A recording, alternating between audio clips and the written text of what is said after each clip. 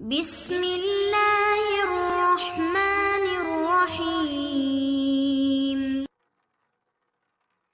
Ashrafi digital T V Islamic tips and solution.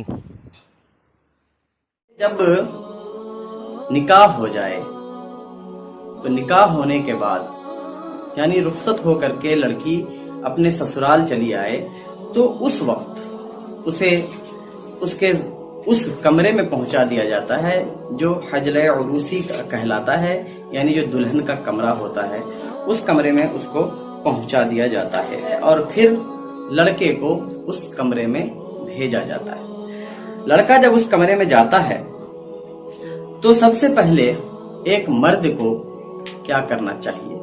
تو سب سے پہلے جب وہ کمرے میں داخل ہو تو وہ سلام کرے، اپنی زوجہ کے پیشانی کے بالوں کو نرمی سے پیار سے پکڑے اور پھر یہ دعا پڑھے، اللہم انی اسألک خیرہا وخیر ما جبلتہا علیہ واعوذ بک من شرہا وشر ما جبلتہا علیہ، یعنی اے اللہ میں تجھ سے مانگتا ہوں وہ چیز، وہ بھلائی جو تو نے اس کے لیے مقرر فرمائی ہے، اور میں تیری پناہ لیتا ہوں اس برائی سے جو تو نے اس پر ڈالی ہے۔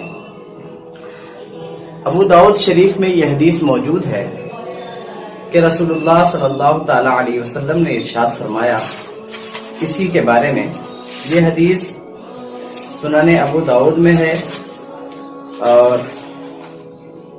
صفحہ نمبر 293 پر،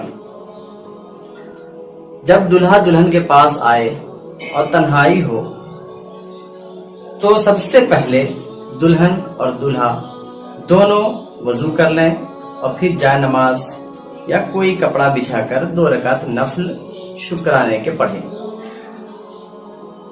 شکرانے کی نماز اس طرح پڑھی جائے کہ دلہا آگے ہو اور دلہن اس کے پیچھے ہو۔ اس بارے میں بھی رسول اللہ صلی اللہ تعالی علیہ وسلم کا ایک فرمان ہے۔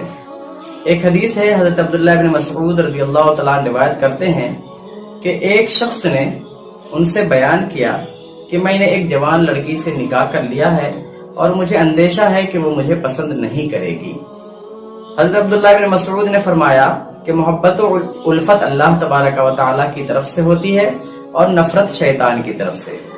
جب تم اپنی بیوی کے پاس جاؤ تو سب سے پہلے اس سے کہو کہ وہ تمہارے پیچھے 2 رکعت نفل نماز پڑھے، انشاءاللہ تم اسے محبت کرنے والی اور وفا کرنے والی پاؤ گے۔